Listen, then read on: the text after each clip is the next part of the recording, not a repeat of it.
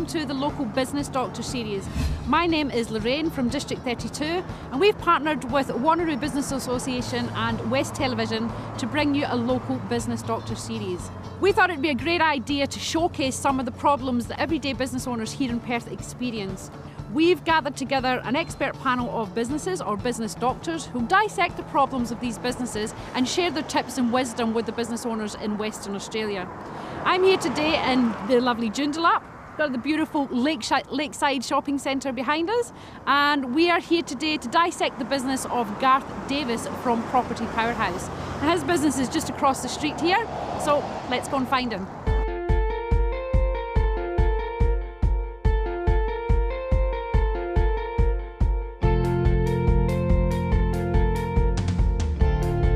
Garth, how are you? Really nice to see you again. Hi Lorraine, and how are you today? Hello, I'm really great, thanks. Yourself? So Garth, Property Powerhouse, tell us all about your business. What do you do and how did you get there? What got you into this market? What we do is we help investors buy quality properties around Australia, and our research is one of the things that we take a lot of pride in. So we research the market nationally, and having been in the business for more than 10 years now, we've over that time managed to work out who the good builders are, who's going to build a quality property on time and fix the defects. Now, that might sound to you that should be pretty normal and straightforward, but in reality it doesn't happen a lot. What we've got to do is make sure that the people that we're helping build up wealth through properties. Depreciation is very much in favour of new builds. Okay. So that's very much what we try and target, but across a whole selection of price points, apartments, house and lands, townhouses, properties in self-managed super funds, or buying in people's own names or in PTY. So yeah, it's really important to have a really good background on what investors could be looking for and trying to find the right property for the right people. So you're on the Business Doctor show, you're looking for some advice and hints from the business doctors. What are your goals? What are your plans for the business over the next few years? My background is that I immigrated from Zimbabwe 15 years ago, came as a business migrant, had to start a business or buy a business, ended up in a business that I didn't have a background in, so that was a service station. Very good for the visa, because you do high turnovers, no profit in the fuel game, but huge turnover, and you employ lots of people because of the hours that you work. Okay. And it was actually during that time that the young girl who was earning the least in the business, she was on the front console, her and her boyfriend were 18, and they bought a house and land package here in Perth, up in Jacaranda Springs, I think it was. And just while it was getting built, it made them 100,000 of lazy equity, just while they were building it. They weren't renovating. It was just a straightforward house and land. And then I realized I need to understand what's happening in property from a personal level. I'd like to lead. So I've kind of missed that in the 2 years that I've been in, out of this mainstream industry. I had a non-compete, which I honoured, and for 2 years I was just working as a registered rep for a small agency, and I wasn't really able to build up a team. So I'm really looking forward to building my team of sales and support people around the country, being able to lead them. I think that's where my strengths are, to give them the right environment and the right encouragement and the right tools to excel. We want to take the business Property Powerhouse national, because we can't be reliant on one database or one economy. Yeah. And as we're sitting here in Perth at the moment, we all know the economy's been really tough the last 3 years, and investment property is not a necessity. So it's been one of those things that people sort of have pushed to the background. I anticipate in the next year to 18 months for our business locally in Perth, our clients, to really start kicking off. If you don't mind me asking, some of the viewers at home are all really keen to know, do you have your own investment portfolio? And if so, what does that look like? Yes, we've got our own portfolio. So my wife Helen and myself, we've been working on that for about 12 years now, and bought pretty hard, pretty quick initially. So we got that up to 11 properties. Wow, we bought those around the country, a mix of house and land, apartments, townhouses. So we've managed to do that. We did that strategically to try and get the property cycles in the different cities going up at the same time.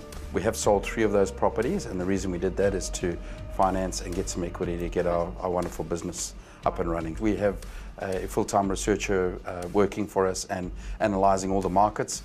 We want to try and assist investors to try and find out what their goals are and try and put them into the right markets and into the right properties at that point in time, because it's a 10 to 15 year game.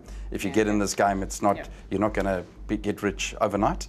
It's a game that you have to buy carefully, and you've got to buy and hold for a 10 to 15 year period. So we've heard a really good description of what you do. We know you're trying to build the dream, you're doing it for yourself, you're walking the talk, but we're here on the Business Doctor series. So what are the specific problems that you would like answered or addressed by our business doctors? Our particular challenge is taking this business national now, with a head office in Perth and having teams based around the country, just looking for some advice and some direction about what are some of the tips and traps that we should try and avoid. What pace should we be doing this expansion at? Should we be doing one city at a time? And is there any formula for doing that? You read a lot about some businesses that grow too quick, too soon, and that's their undoing. But there's also businesses that never grow because they never stretch themselves. So probably just trying to find some comfort around some different ideas and from people that may have experienced some of those challenges. So you're looking for specific advice on how to grow a national footprint, and that's twofold. One, how do you promote the brand and get new business and new clients, but also how do you manage then the operations remotely, you know, on a national scale? So that's the people, the relationships. I want to build this business as a national business based in Western Australia. The head office will remain in Joondalup, Western Australia, and we will be building up our teams in which we're currently doing in Melbourne and Sydney, and then we'll be going to Brisbane and the Gold Coast and maybe Darwin and Adelaide, wherever we feel that there is some demand. And we want to be able to go out there and help people achieve their dreams. We want to try and put them on a path to financial wealth long term, and being able to assist them with the right environment, the right people and the right team, which is so important. Okay, fellow experts, what do we think? I think the business model is fraught with potential problems, and I would be interested to know why. Why have staff overseas or over east? Why don't you move over east if that's a bigger market? The other problems essentially is an old-fashioned business model. Why not use webinars, ClickFunnels and new ways to educate people and get to a broader marketplace? I think it seems old-fashioned, and managing staff is always problematic in this day and age. And you'd know that well. I've got 85 of them, yeah. Managing people is a full-time job, so the business model is fraught with people problems. Whereas a webinar, it's easy. If you truly want to educate people, why don't you use modern technology and pump it out to the masses using new means? We also need to consider, why would these great salespeople work with Garth? There are a lot of people selling property. It's a competitive market.